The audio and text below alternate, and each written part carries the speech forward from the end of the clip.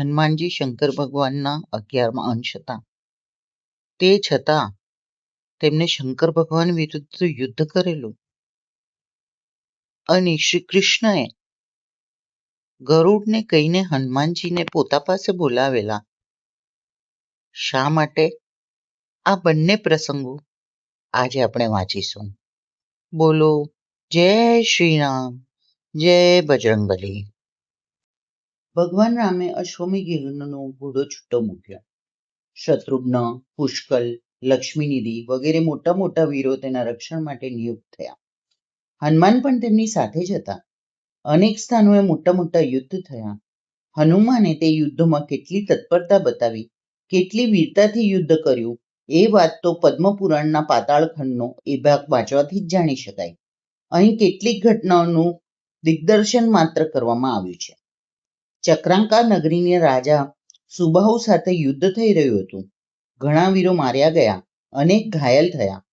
અંતિમ યુદ્ધ સુબાહુ અને હનુમાન વચ્ચે થઈ રહ્યું હતું. હનુમાનની એક લાત સુબાહુની છાતી પર વાગી અને તેઓ બેહોશ બની ગયા. મૂર્છામાં સુબાહુએ જોયું કે પોતે અયોધ્યામાં છે. ભગવાન રામ અયોધ્યામાં સરયુ કિનારે યજ્ઞ કરી રહ્યા છે અને કોટી કોટી બ્રહ્માંડોના અધિપતિ બ્રહ્મા વગેરે તેમની સ્તુતિ કરી રહ્યા છે. નારદ આદિ ઋષિગણ વીણા, પખાજ વગેરે વગાડીને ભગવાનના ગુણોનું કીર્તન કરી રહ્યા છે અને તેઓ મૂર્તિમાન બનીને તેમનું યશોગાન કરી રહ્યા છે. ભગવાનની તે શ્યામ સુંદર છબી જોઈને સુબાહુ મુગ્ધ બની ગયા અને એ અવસ્થામાં ઘણીવાર સુધી પડી રહ્યા.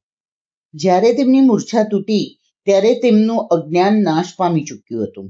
તેમને એક ઋષિના શાપની કથા સંભળાવીને હનુમાને મોટો મહિમા ગાયો અને જણાવ્યું કે તેમના ચરણ સ્પર્શથી અને રામ તત્વનું જ્ઞાન થયું છે.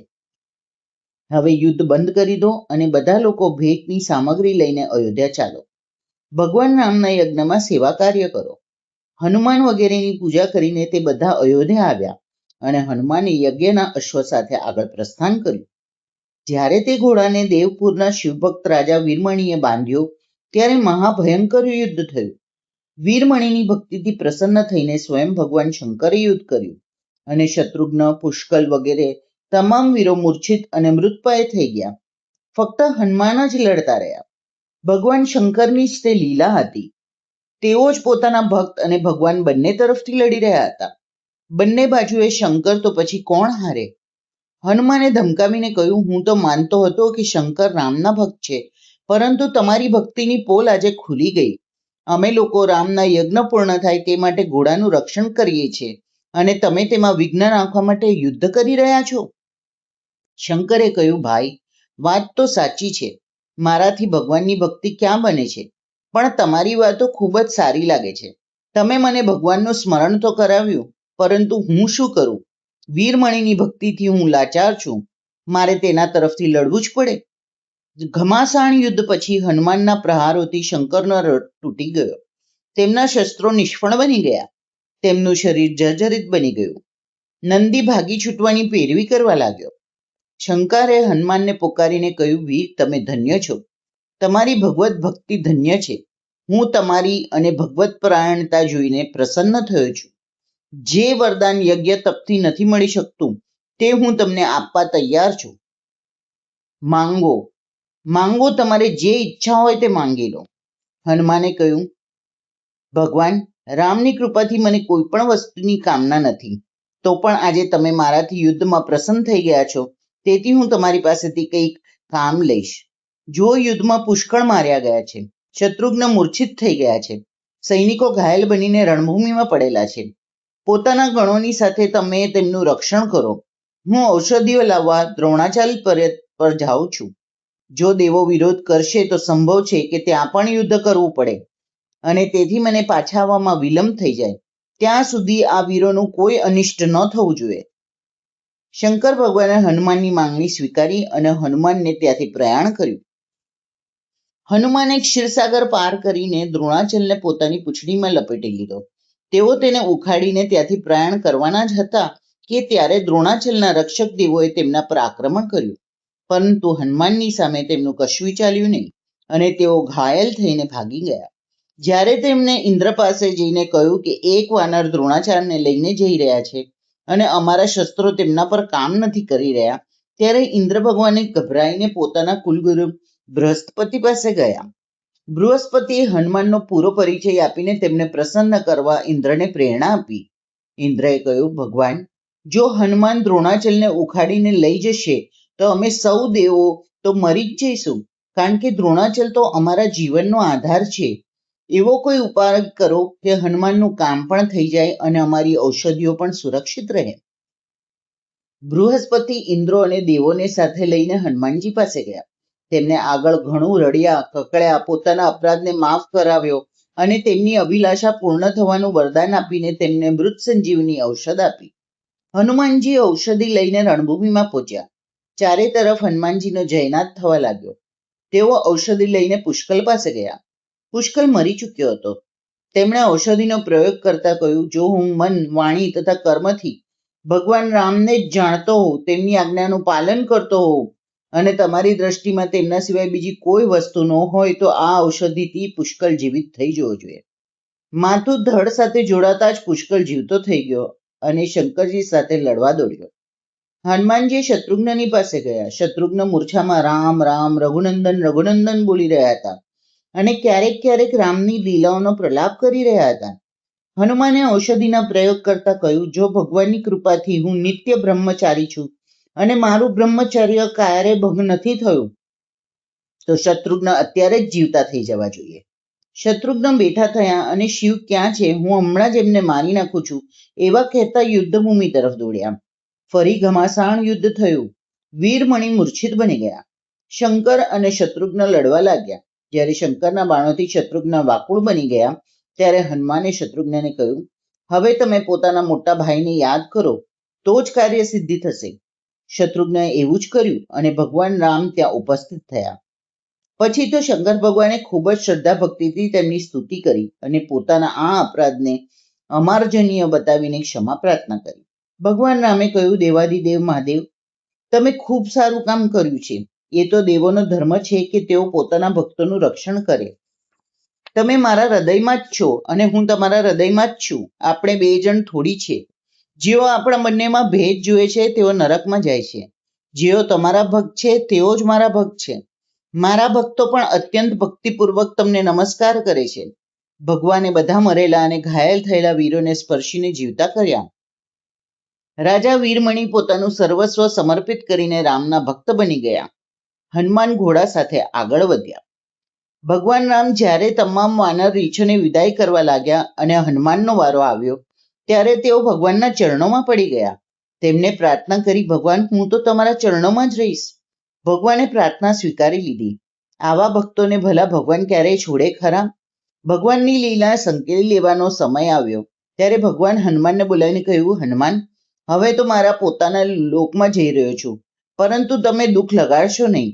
આ અપ્રિય કાર્ય તમારે કરવું પડશે. તમે પૃથ્વી પર રહીને શાંતિથી પ્રેમનો અને જ્ઞાનનો પ્રચાર કરો.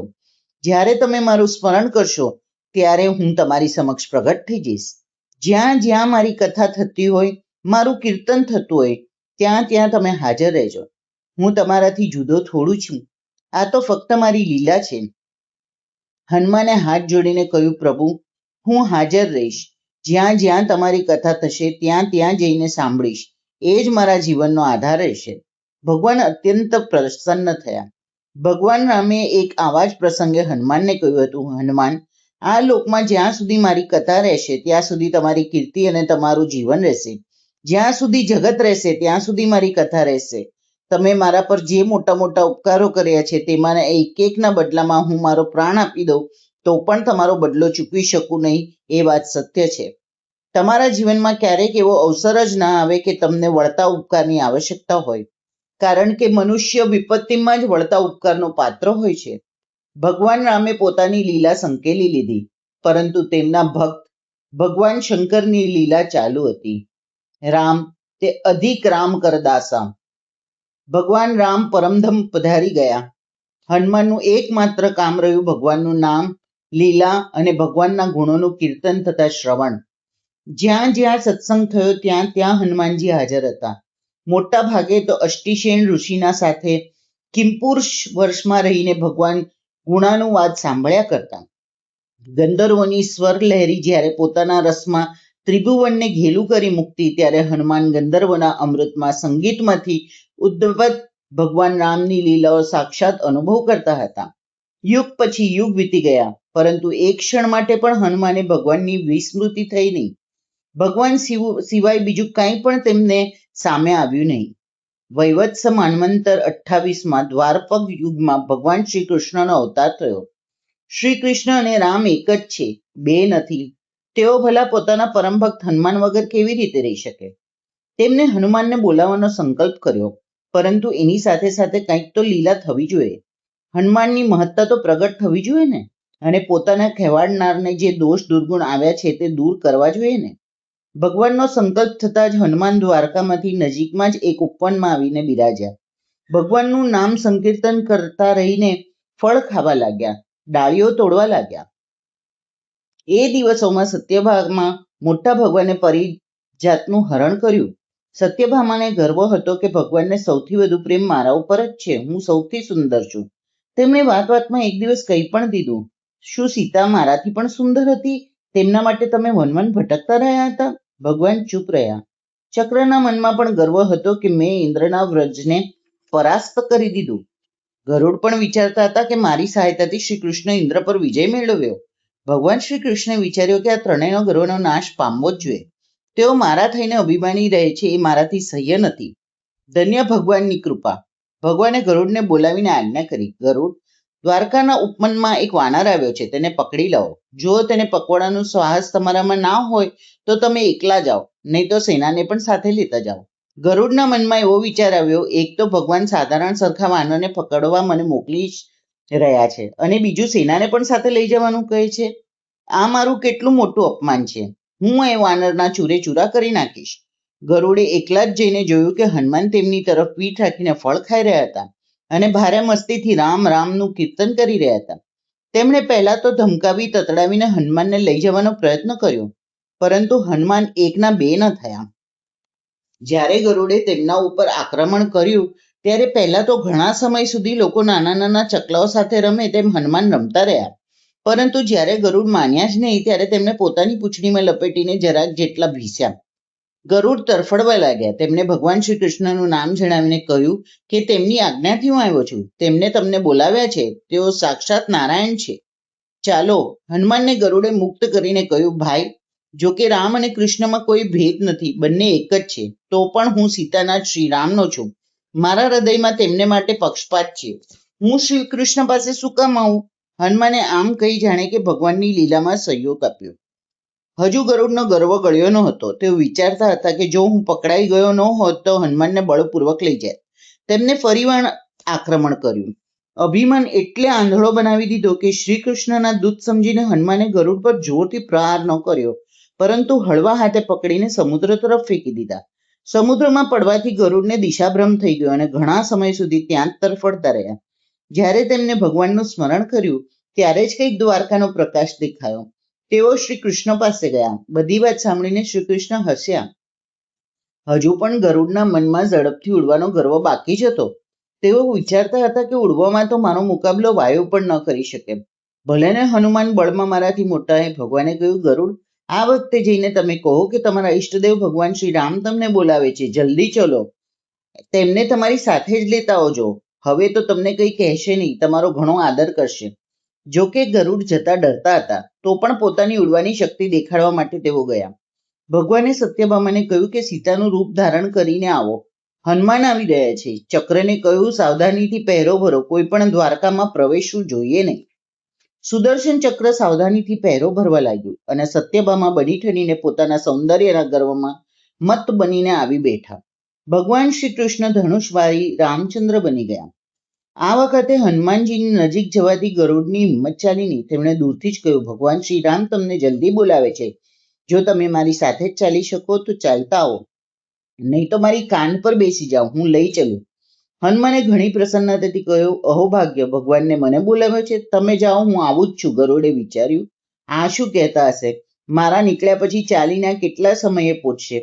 પરંતુ તેઓ ડરેલા હતા. હનુમાનને ફરીવાર કંઈ કહેવાની હિંમત ચાલી નહીં. તેઓ ચૂપચાપ ચાલી નીકળ્યા. વિચારી રહ્યા હતા કે ભગવાનની પાસે જઈને પોતાની તીવ્ર ગતિનું પ્રદર્શન કરીશ. પરંતુ હનુમાન ગરુડ કરતા ઘણા વહેલા દ્વારકામાં પહોંચી ગયા. હનુમાનની દ્રષ્ટિએ દ્વારકા ન હતી, અયોધ્યા હતી. ફાટક પરના સુદર્શને કરડાઈને કહ્યું, હું